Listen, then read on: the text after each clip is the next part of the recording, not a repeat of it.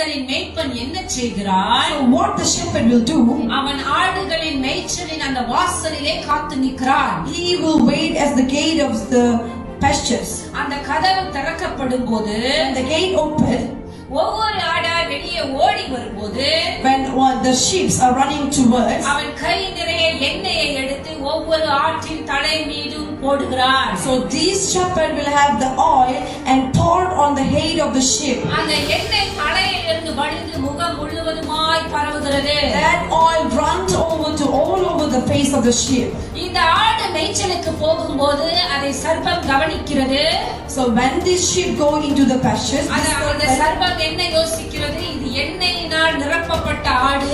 so this sheep is full of oil. என்னால இது கிட்ட போக முடியாது. I cannot come near to this. இந்த எண்ணெயினால் நிரப்பப்பட்ட ஆடை ஈக்கள் பார்க்கிறது.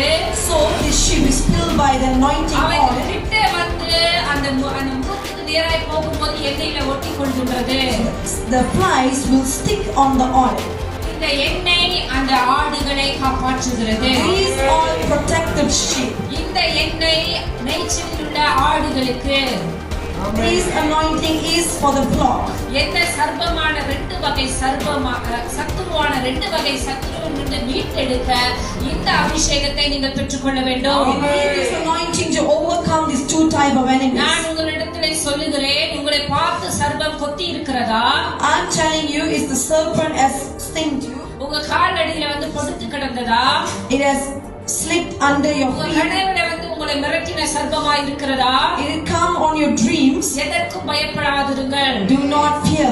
இந்த சத்துருவானவன் உங்களை நோக்கி வராதபடிக்கு To overcome this enemy, நம்முடைய பிரதான மேய்ப்பன் இன்றைக்கு நம்மை அபிஷேகம் பண்ண போகிறார்.